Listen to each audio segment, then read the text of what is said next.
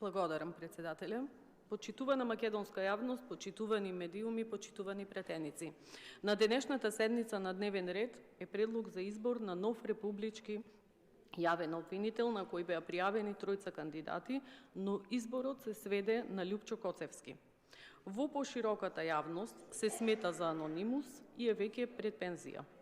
Во адвокатура бил 16 години, во 2008 бил избран во вишото јавно обвинителство во Гостивар, а од пред 2 години е унапреден во еден од 10-мината обвинители во републичкото обвинителство.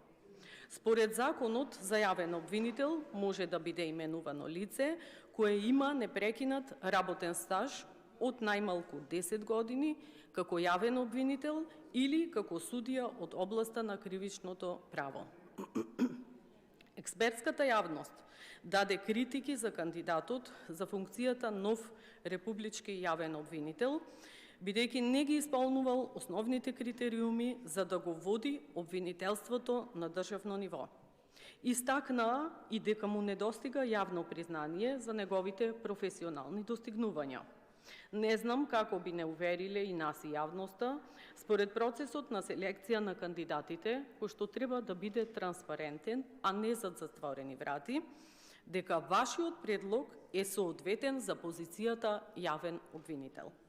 Оставам на граѓаните да судат дали предлогот е стручен и компетентен за да ја заслужи функцијата државен јавен обвинител.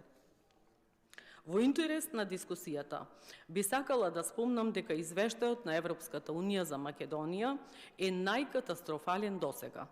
Нема никаков напредок во борбата против корупција.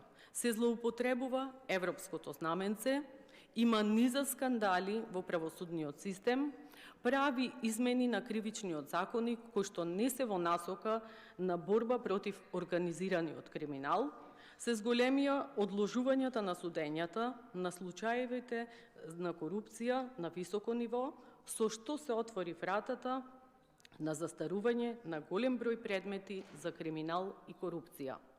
Амбасади на стратешки партнери се тотално разочарани од обвинителството, од причина што имаат вложено милиони во обука на обвинители, работилници за подобрување на капацитетите на обвинителите и самите обвинителства, а резултати нема. Поточно, има негативни резултати, кои што се многу полоши од претходните години.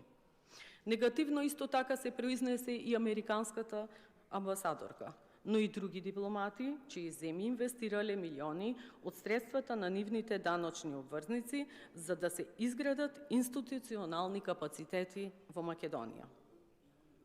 Секој еден ќе си го постави прашањето дали вакви кандидати без некоја импозантна кариера се компетентни и доблесни за да утре ги штитат законите и уставот од повреда на други граѓани или други правни ентитети. Судската власт мора да биде независна, а не слуга на власта. Какво лицемерие пред граѓаните изјавуваат самодоследно спроведување на европските принципи, но за жал ништо легитимно не помина. Значи имаме двојни аршини. Очигледно на власта не и се потребни реформи во правосудниот систем и затоа не го почитува уставот, нити законите, нити процедурите. Намерата е јасна – задоволување на апетитите на одредени поединци и нивно владење и покрај неверојатните 3% доверба во судството и обвинителството. Меѓу главните причини за довербата на граѓаните, кој е на многу ниско ниво, покажува и процентот, кој што е крајно поразителен и разочарувачки за нас како држава кандидат за членство во Европската Унија. А нетранспарентниот избор на вака предложени кандидати на затворени седници не придонесува за подобрување на лошата слика на правосудниот систем пред граѓаните на Република Македонија. За жал, кај нас судиите се унапредуваат само поради испорачување на пресуди од страна на власта или во нивни интерес, не постапување по предметите. Носителите на политичката моќ и влијание, а посебно претензиите на извршната власт, се насочени кон тоа да судството го држат под своја контрола, погодно за да можат во даден момент да го ефектуираат нивното влијание. Со скандалозните избори на членови на Управен одбор на Академијата за судии и обвинители, избор за судии, унапредување на судии, прекачување на процедури за предложување кандидати за судии во Уставен суд, председатели на судии и така натаму, наместо подобрување на мерит системот, имаме целосна недоверба во судството. Поразителен е и податокот дека само 10% од зацртаната годишна стратегија за борба против корупцијата е реализирано од страна на институциите, за разлика од претходни години, кога биле спроведени и 20% од активностите.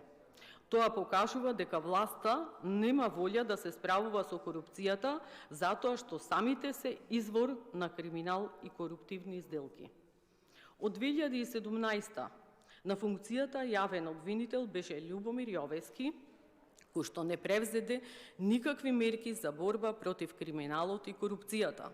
Народот е сведок на бројни кривични дела и скандали од страна на власта, а јавното обвинителство на чело со Љубомир Јовевски молчеше. Во јавноста тој се гледа како главен виновник за поинакво насочување на судските процеси и тоа нема сомнение. Затоа народот има огромна недоверба кон судската власт и постојано ја критикува. До кога ќе се штити криминалот? Зошто јавното обвинителство не превзело никакви действија во насока да ги утврди причините за сите трагедии што досега ни се случија? Во модуларната болница во Тетово имавме 14 жртви. Кај Ласкарци исто така 14 жртви. Потоа ни се случи Беса Транс 45 жртви. Катастрофално менеджирање на оваа ненародна влада, граѓаните го платија со своите животи. Но не се утврди одговорност. Немаше да ни се повторат лошите работи, како на лента, ако некој си го вршил својот дел од работата. И на крај избувна случајот со онкологија поради несовесно, злосторничко работење во клиниката за онкологија. Благодарение на ангажманот на нашата претеничка група и анкетната комисија, пред неколку дена се приведени лекари и друг медицински персонал, кои на болните од рак, наместо скапа биолошка терапија, им било давано најверојатно во помали дози, па дури и само обичен физиолошки раствор. Овде мора да има утврдување на морална, политичка и кривична одговорност. Манипулацијата и вмешаноста на власта во работењето на судовите и постапките кои ги водат одредени обвинители е повеќе од јасна и никој не верува во оваа власт. А очигледно е дека младите, па и повозрасните ни заминуваат од државата, бидејќи никој не сака да живее во држава во која власта е корумпирана, во која правдата ги штити криминалците. За крај, колеги од владеачкото мнозинство, апелирам да ги земете предвид забелешките што ги изнесовме во текот на дискусиите, забелешките од Народниот правобранител, Етичкиот кодекс, од извештајот на Европската Унија, на ДКСК, на Државниот ревизор и пред да кренете рака, добро да размислете дали вашиот предлог кандидат ја заслужува функцијата јавен обвинител.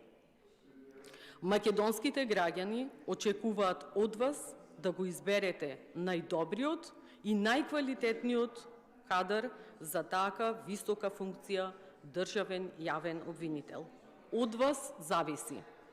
Наместо да се подобри системот на корупција и неправди, уште повеќе се предлабочи, но да ве потсетам дека граѓаните судат еднаш на 4 години. И нема бегање од највисокиот суд, граѓанскиот суд. Народот не заборава. Ви благодарам.